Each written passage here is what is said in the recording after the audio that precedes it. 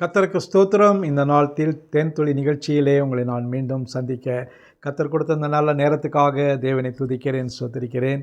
இந்த வேளையில் கூட விசேஷமாக இயேசு தம்முடைய சீஷரிடத்தில் எப்படி அன்பை வைத்திருந்தார், அவர் 33½ ஆண்டு ஊழியத்தில் அவர்களோடு கூட வாழ்ந்தார், அவர்களுக்கு ஆலோசனை சொன்னால், எல்லா காரியங்களிலும் கூட இருந்தார்.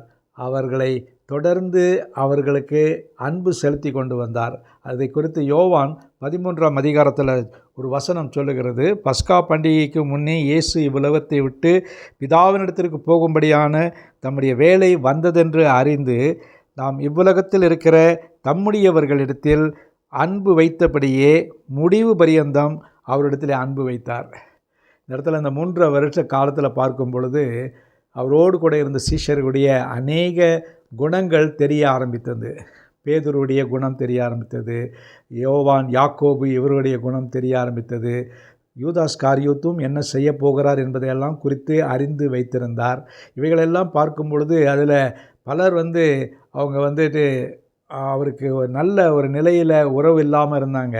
அவரிடத்துல சில காரியங்களெல்லாம் பேதுருவை பார்க்கும் பொழுது அவருக்கு கடிந்து கொள்ளத்தக்கதான நிலையெல்லாம் இருந்தார்.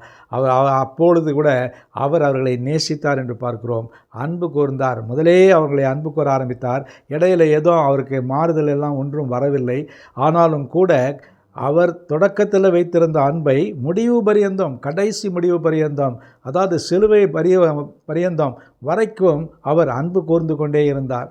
நாமன்னா என்ன பண்ணியிருப்போம், அவருடைய மனநிலையை அறிந்திருந்தோம் என்ன சொன்னால், ஐயோ இப்படியெல்லாம் இருக்கிறாங்களே, இவங்களை எப்படி நான் அன்பு கூறுவது என்று சொல்லி நம்ம பல காரியங்களில் மாற்றங்களை கொண்டு வந்திருப்போம். இவரை விட்டுவிடுவோம், இவர் நல்லவர், இவர் கொஞ்சம் நல்ல மனுஷன் என்று சொல்லி பாகுபடுப்போம். ஆனால் இயேசு இந்த பாகுபாடையெல்லாம் பார்க்கவில்லை.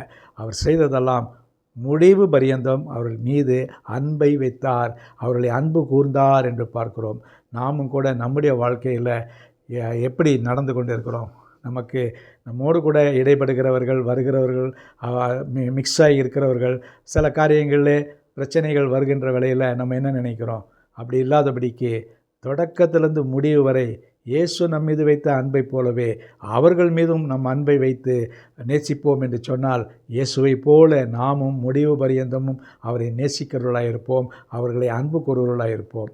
நம்முடைய வாழ்க்கையில் அதை கடைபிடிப்போமா? நல்ல ஆண்டவரே, நாங்களும் உம்மை போல ஆண்டவரே தொடக்கத்திலிருந்து முடிவு வரை ஒரே நிலையில் எங்கள் சீஷர்களையோ, எங்களோடு கீழே இருக்கிறவர்களையோ, எங்களோட சகமாக இருக்கிறவர்களையோ நாங்கள் நேசிக்க, அன்பு கூற எங்களுக்கு உதவி செய்யுங்க. மீட்பர் இயேசுவின் நாமத்தில் ஜெபிக்கிறேன் நல்ல பிதாவே, ஆமேன், ஆமேன். கர்த்தர் உங்களை ஆசீர்வதிப்பாராக.